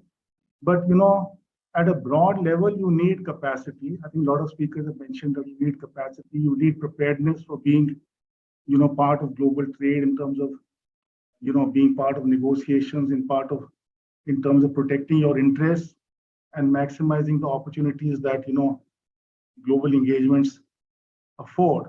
So I see, whatever change that we might endeavor to do in the structure of a department or in other things that a department does, the underlying objective should be, improving your capacity to perform the various functions. So I'm not sure, and to look at that, you need to distinguish between form and substance. To what extent it is form, to what extent it is substance, I will not go into that issue. But I think we need to go into that issue that, what are the substantive changes and reforms and restructuring you need, and whether, whatever we endeavor to do meets that threshold of substantiveness, or is it, just going to end up as change of form without much impact. But I haven't, to be honest, gone into this issue carefully enough. But that is all I will say on this. Let me, say one final thought, since we are short of time and I'm not able to follow my script. This whole thing about, the Indian market being big. One, of course, if you adjust the Indian market for per capita incomes, the market is not that big. And, in a globalized world, you look at, say, from the perspective of Vietnam, from the perspective of an investor, which is the bigger market, Vietnam or India? If you invest in Vietnam, you export to EU duty-free. You export to the entire ASEAN duty-free. You're part of RCEP, you export to China, Japan, Korea, Australia, New Zealand duty-free. You're part of TPP. You export to almost much of the world duty-free. So from the point of view of an investor, is India a bigger market or is Vietnam a bigger market? So we need to keep all these things in mind. And someone spoke about self-confidence. How come Vietnam has the self-confidence to say that I will abide by a 99% trade liberalization, 99% of my duty is going to zero. I'll abide by the most advanced rules, whether it is environment, labor, e-commerce. I will abide by those rules and I'll come up better than my rival. How come they have that confidence? So the ultimate thing is how confident and capable you are to be competitive. And openness in some ways has nothing to do with it. It has something to do with it in the sense that you will never have the incentive to be competitive unless you're open. And at the same time, being open will not prevent you from being competitive. And I think we should learn from Vietnam. And we can't look at these trade agreements in isolation, that, the trade deficit went up in the ASEAN FTA. Look at the macro picture. Look at pre-1991, look at today. We had the 1991 reforms, which is the biggest FTA we could have signed. Our biggest FTA till date was the 1991 reform. Then we signed many other FTAs.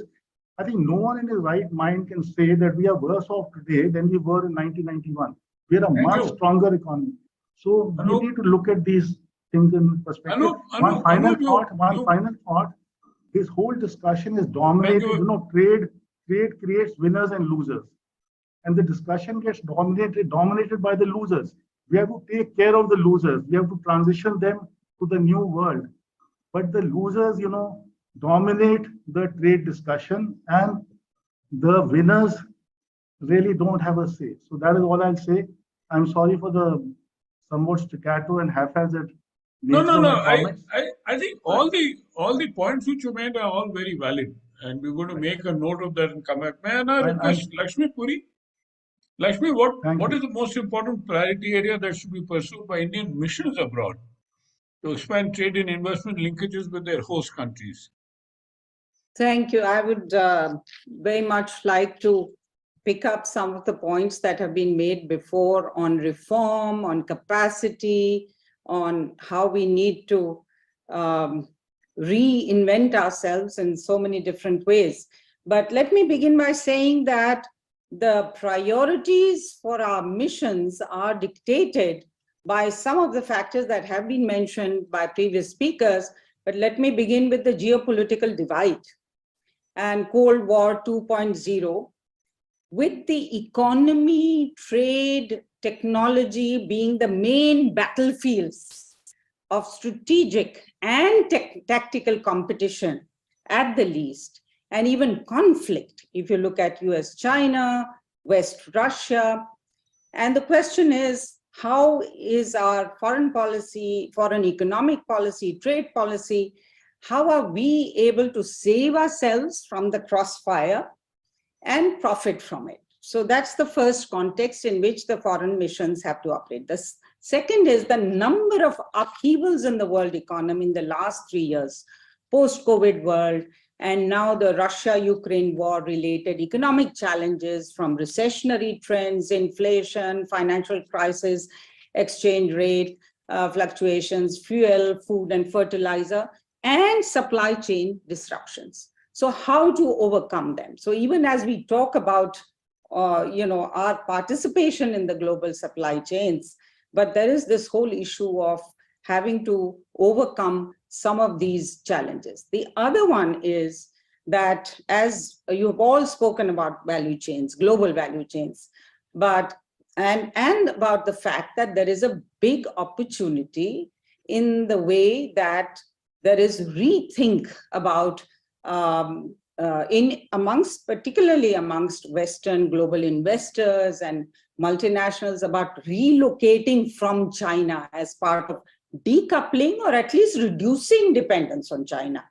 So, and also the other, because of energy issues, locating to sell as much as locating because of competitiveness issues of labor or whatever other competitiveness issues that have been mentioned. And then, of course, there is this, what is the Prime Minister's vision and what is the instruction to our missions. Atmanirbharta is the key, but and we have to work as one government, as one, that's why all of government, all of MEA, because I think there is that one, the all of MEA approach, the all of government, that is interministerial coordination approach, and also from headquarters to the missions approach, because all of that needs to be fixed in a different way in order to really deliver on the ambition.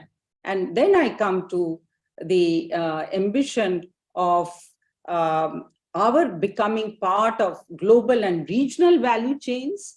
And I think there is no doubt that Prime Minister himself has said, there are many others who have policymakers, including the Commerce Minister, has said that we are very keen to support global and regional value chain participation by India. And it's an imperative.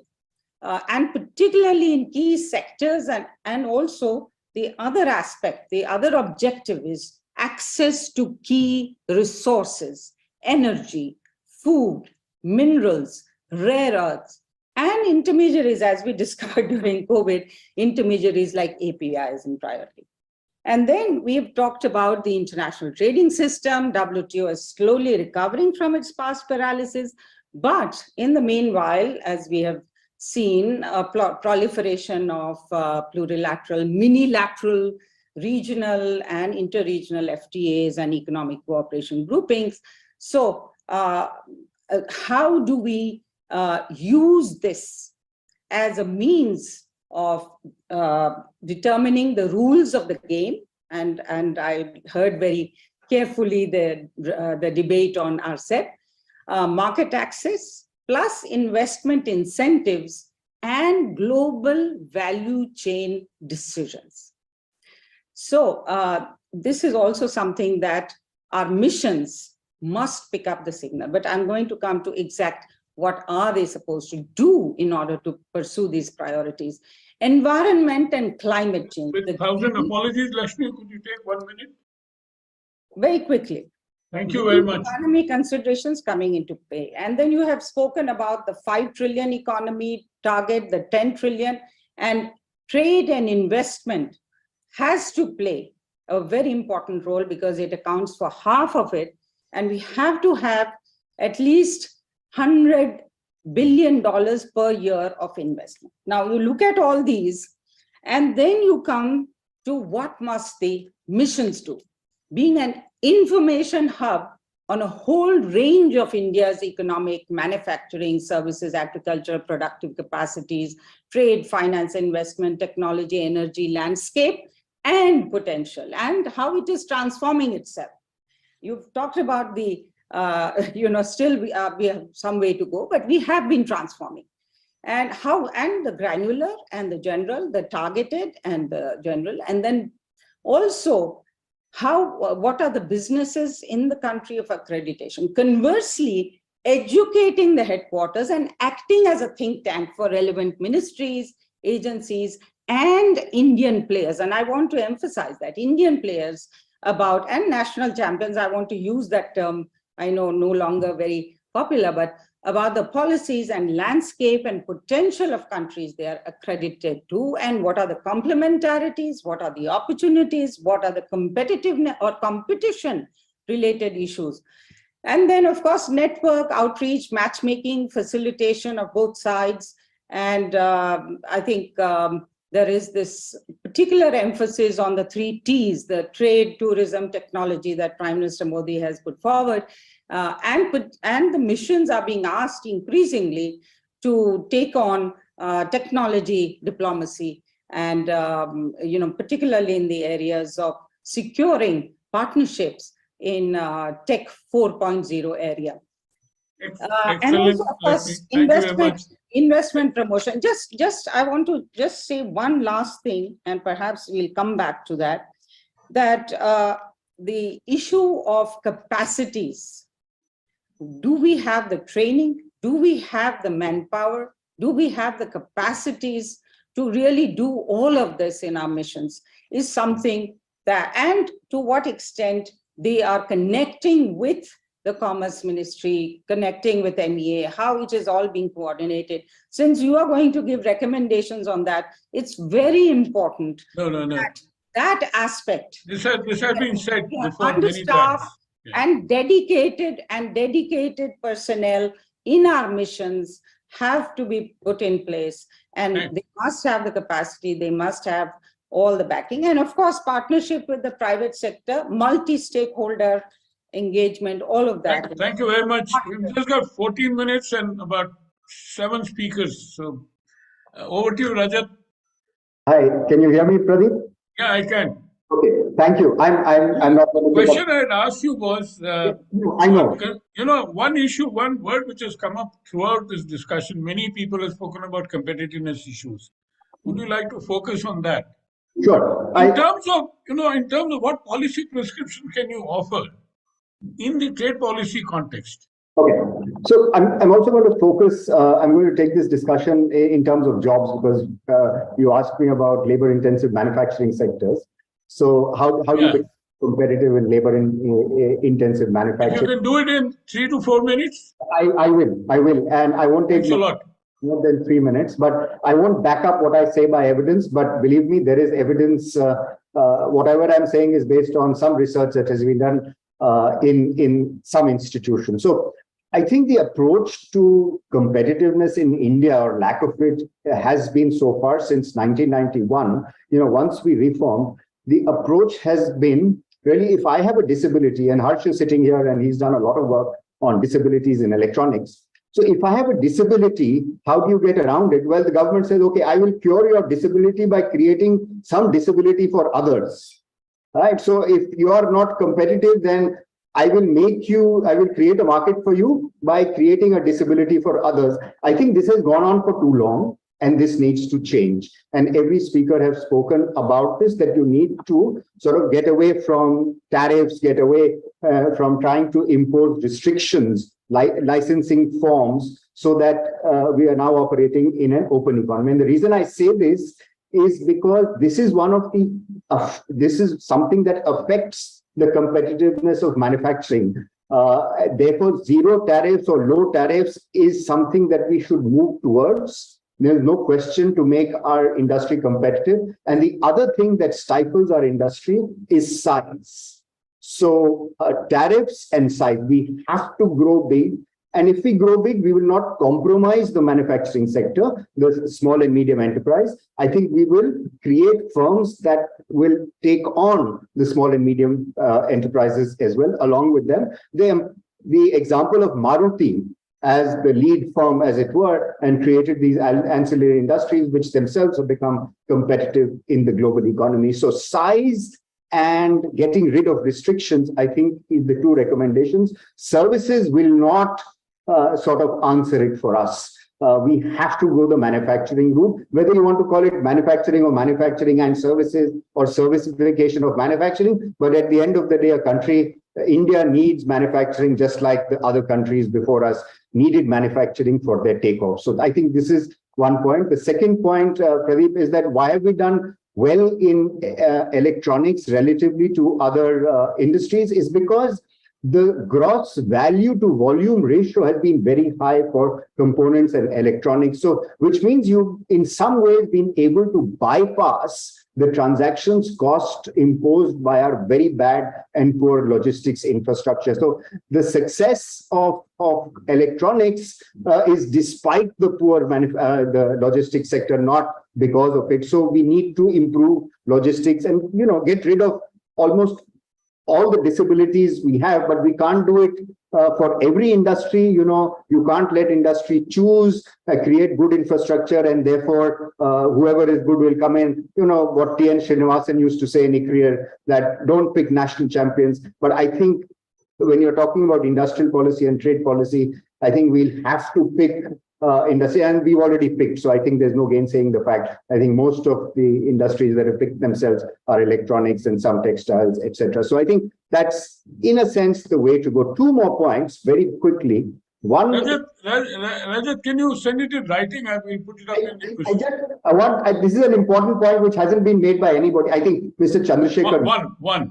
Yes, okay. Please. Thank you.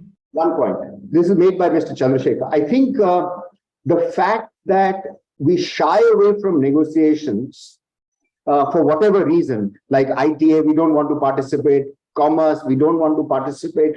By all means, don't do what the West is asking you to do, or don't do what we are being asked to do. But for heaven's sake, at least participate. So that, you know, why be diffident? We have, you know, a lot of capacity. We have lots of skills. We can negotiate. We should negotiate, even if we want to refuse to follow what plurilaterals are doing, but we should be in the room rather than outside the room, and we should fight the system from within the room, I think. And that's an important point, I think, that Mr. Chandrasekhar made. Okay, I'll stop. Thank you very much. May I request Veena Jha?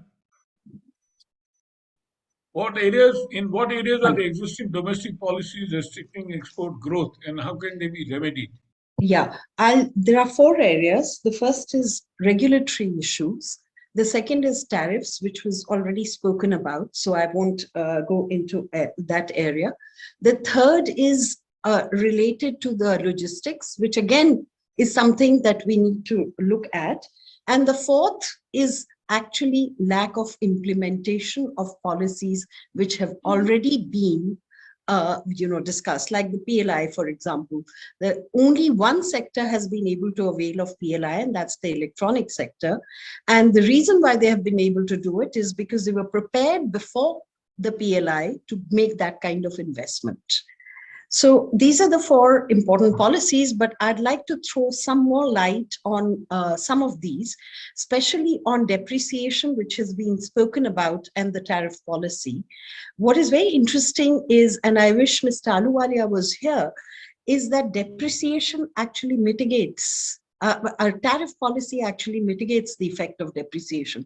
We did a comparison between China and India, and China's tariffs were very low, but its depreciation has been higher than currency depreciation has been higher than India's, but still the effect of the tariff policy has mitigated that depreciation.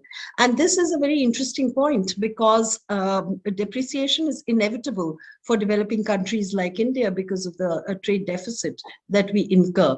So we have to see the balancing effects of tariffs and depreciation. The second point I wanted to make is that it's often been spoken about that India is a large market. If you look at only the electronic sector, India is only 3% of the global market. Now, that's a very, very small market because we have to talk of effective markets.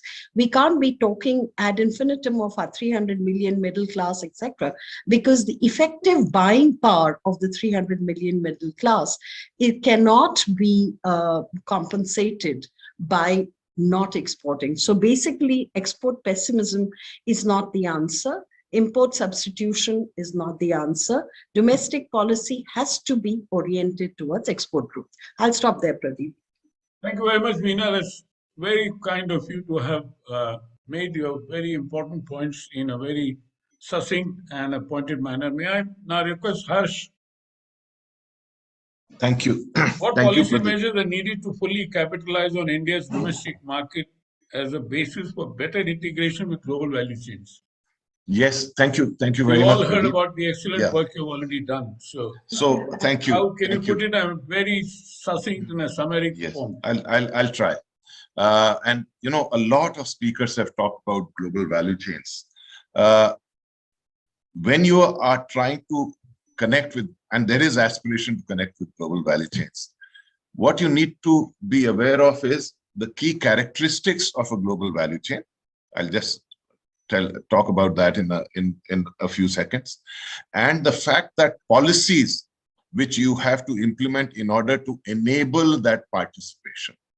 So when you are trying to connect with global value chains, your policy approach must be that of a value chain or a supply chain. Policy is implemented by individual ministries or departments, etc. There must be a supply chain wide policy consideration and coordination. That's something very important. What are the key parts of global value chain? A lead firm, you have talked about lead firm. Rajat talked about Maruti as a lead firm in automobiles. So a lead firm drives the value chain. Then the contract suppliers provide all the inputs which go into a value chain. And they are located in multiple countries. A global value chain, by definition, involves a product crossing at least 2 international borders, which means that you must make it very, very quick for the product to be able to come to the processing facility, be processed and exported to another country. That is the minimum for a global value chain. A third part is, and all countries want to desire this, local firms must be connected to global value chains. But then how do we learn about connecting these local firms? Because we have talked about capacity. We must learn from the countries which have actually succeeded in achieving the objective we are trying to achieve. And we have talked about a lot of problems India faces. These countries face the same problems, and they've slowly overcome them. So if I look at only the problems, and if we have an import substitution approach, then you cannot really link up with a global market. You are only de-linking yourself with an approach of import substitution to your own market. And that is not a global value chain strategy. So the fourth aspect is that when you're talking about firms, which are vendors, contract suppliers, local firms, that's one aspect. There is an operational ecosystem where you have to have an approach towards policy. A government policy maker who is interested in promoting a global value chain is a partner in the process, not an overseer in the process. So how do you enable that partnership? How do you, and Veena talked about implementation. Often you announce good policies, but they are not implemented quickly or properly. The other thing is, if you change policies too frequently, that doesn't help the planning or business planning in global value chains. When you have to think, how is a firm planning its business? And Rajat talked about scale. Without scale, you cannot be a successful participant. You cannot have a successful global value chain within a country context. So all countries which are known for global value chain participation in a bigger way, they operate at scale. Be it Bangladesh for apparel, be it Vietnam for mobile phones, scale is important. And what is required for scale? Investment. When will investment happen? When there is a stable and predictable policy environment, when your business plans can be implemented. If you do not think and formulate policy along these lines, which enable these business plans to grow, you will not be a successful participant in the global value chain. So I'll stop now. Thank you very much. Thank you very much, Harsh. May I request Ram Upendra Das? Ram, are you there? Ram? May I request Preetam Banerjee? Are PLI scheme the right policies to incentivize domestic manufacturing? Thank you very much, Pradeep ji. I will, try to quickly summarize the points. So the short answer is yes. I think at this point in time, it's a good policy. It's one of the important, tools to have in your toolbox for industrial policy for three reasons. Number one, the PLI essentially is targeting sectors where there is significant future growth opportunities for this country. And to be able to transit into those sectors, you need to bring in scale and you need to bring in technology. And this is precisely the kind of things that the PLI scheme incentivizes. We also know from detailed understanding, detailed analysis of industrial policy history in East Asia and other parts of the world that this similar kind of schemes were also implemented by the East Asian economies in the 80s and 90s. In fact, many such policies are still being executed by sub-regional governments in China, in EU, in US, and many other parts of the world to get big ticket, strategic sector investments into their economies. Last but not the least is the timing. In post-pandemic world, I think other speakers have also spoken about this. Many firms, lead firms in the global value chains are looking at a China plus strategy. They're looking at what they are calling friend shoring. So in this context, having this in your toolbox to get in the big ticket investments in strategic sectors is important. But I would say PLI, yes, with a nuance. And what are the three things we need to watch out for in the implementation and execution of the PLI scheme?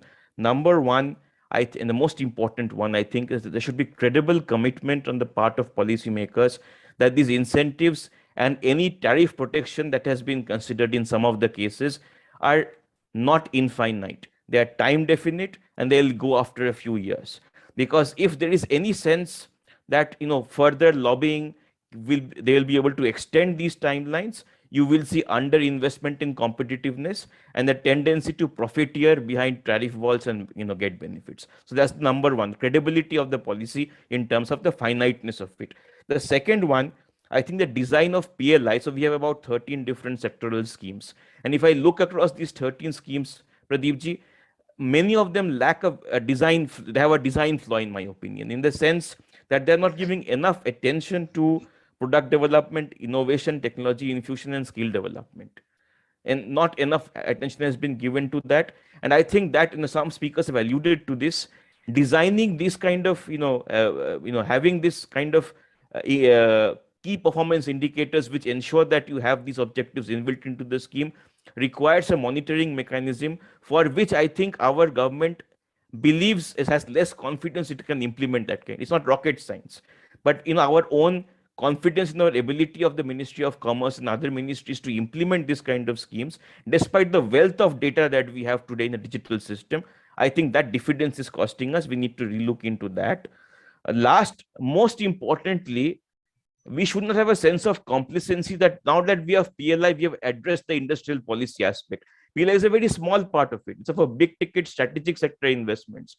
We still have a lot of hard work to do for reforming our entire industrial policy to meet our trade policy obligations. And some of the key things, some of the key hard work elements that we need to do. Number one, easing access to the cost of credit, especially for short-term credit. It's a big challenge in India, and it's a killer when you are looking at margins and competition in the global economy. Second, we have still got a long way to go for developing genuine plug-and-play industrial zones. That is a big missing element which needs to come in. The third, addressing the procedural complexity of existing schemes. Take, for example, the duty drawback scheme in India.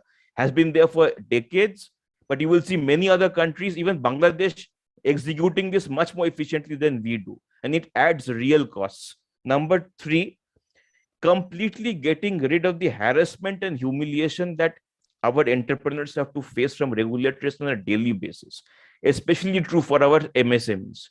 It kills the entrepreneurial spirit. Across Southeast Asia, if countries became competitive, it was because they harnessed the entrepreneurial spirit that they have. Last but not the least, rescuing our trade promotion from the archaic 1980s approach that we somehow still seem to be, persisting with. And there are, I think Veena-ji mentioned this, or Harsh-ji mentioned this. There are excellent best practice examples in Korea and Taiwan and other countries, how they have completely transformed their approach to trade promotion.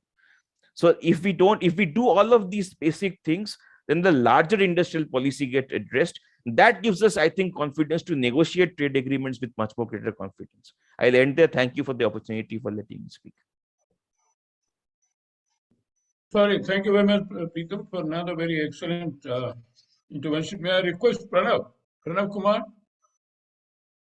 What is the most? Pranav, are you there? What is the most? Yes, I am. Pranav used to work for CII. Now he's with the Reliance Industries as a trade strategist.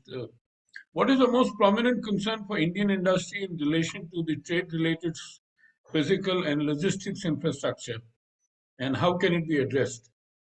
And you have 3 minutes. I mean, we have already crossed our time, but a few more minutes, I think. I'll stick to that timeline. In fact, sorry, Pranav. I hate to be a tail ender. Not a problem.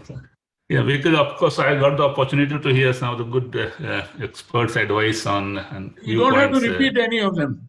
No, definitely I will not repeat. In fact, on this also the trade logistics parts, you have also alluded in Dr. Ahluwalia also mentioned that some good progress and policies have been implemented the last 7-8 years, and we are seeing the result. But one, the perennial problem and the complaint which industry has always been saying, that we are competitive at the factory gate, but once the products rolls out of the factory gate, then we become uncompetitive. So of course, the challenges which we are facing as an industry, more on the hard side of the infrastructure, because we have seen the progress over the last 7-8 years. Most of the problems have been well documented now. The Gati Shakti scheme, the new, very excellent new logistics policy which has been announced, a lot of problems have been documented as a part of National Committee on Trade Facilitation. So problems are well known, even there is a good intent on the part of the government also. But of course, when it comes to creating the hard infrastructure, then there comes the role of the state also, connecting to the port, the congestion at the port. So these are the major problems at a macro level. So in view of the positive time, I would not like to elaborate it further. But there are 2-3 points which I would like to emphasize here in the context of the discussion which has been going on for the last 2 hours. Last 1.5 years has been very eventful as far as trade policy debate and discourse is concerned. Because I exactly remember 6th of August last year when Prime Minister addressed all the head of missions and industry members plus senior officials. And that has really changed the gear or shifted the gear. And we have seen the result also, change in the FTA strategy. And secondly, of course, we achieved the historical milestone of 400 billion plus of exports. So that momentum has to be maintained. That's a major challenge. Once in a while you can achieve that. We achieved $300 billion of exports way back in 2009-10, but that we lost the momentum. Now we have crossed the 400 billion. So major challenge at our end, how to maintain that momentum. And there comes the role of GVC integration. I will not elaborate it because that has been discussed in length, But one point is that India is taking over the G20 presidency, and this issue is coming at a forefront. India is going to focus in a big way on GVC integration and how to make GVC more inclusive. Two more points, one on the exports. In fact, we all know that, in fact, Mr. Agarwal also mentioned about that our share in merchandise exports is less than 2%. But if you look at the major problem that over last several decades, we have been exporting the same set of products. The new addition only is the petroleum products. So what we have to do that we have to bring more high-tech, high-value-added products in the export basket that will help us to increase our share in merchandise exports. Next point is the services particularly, because that is also important. But of course, many speakers have also emphasized that manufacturing is important. That also I recognize, because manufacturing gives a lot of strength. It creates more productive jobs and all. But in services, our major challenge is that is high export concentration and high market concentration. We rely on just one product, that is IT-enabled services, and few markets. So we really need to diversify service export basket. Recently, the Commerce Minister has set up a target of $1 trillion of services export by 2030, $1 trillion of goods export by 2030. Particularly in services, the major challenge is, if you look at the current composition, the 60% of the services export is realized through mode 3, that is investment, where we have very little. Pranav, can I interrupt you? And this is not a seminar. I had asked you a specific question in terms of the recommendation for the trade policy. So if I may interrupt you, as we have already run out of time, and if you can just conclude with the question about the question that was raised to you in terms of the trade-related physical and logistics infrastructure, and what do you think should be the policy recommendation? No, that also already the new logistics policy has come up. That is active scheme. So of course we have to implement it. So right. So now, as somebody said, and this is for the benefit of all in the audience, there are three problems in our policy: implementation, implementation, and implementation. So we are aware of these three problems, and to find a solution is what we constantly ideate, we constantly badger the government, and so on. And we have Anup is here, at least from the government, or formally with the government, Ajay, and so on. And they are aware of the fact is the kind of badgering we've done, including often crossing swords also. But anyway, that is besides the point. Can I request Vishwanath? Vish, are you there? No. No. Nilanjan Bunny? No. Well, he's also gone. So I think, sorry, we've already run over time. Perhaps these people had other commitments. But I thought this was another very excellent discussion. And I leave it to my worthy colleague, Vipul Chatterjee, to summarize or to try and summarize and propose a vote of thanks. Thank you. It won't take much time, 2.5 minutes precisely. I think in a sense, before I thank everybody, let me try to summarize. In a sense, Mr. Ahluwalia, in his very first point, summarized this discussion. That if we look at trade just in terms of balancing exports and import needs, then forget about any policy, forget about trade itself. So, and the discussion today and the previous ones precisely hammered that point again and again and again.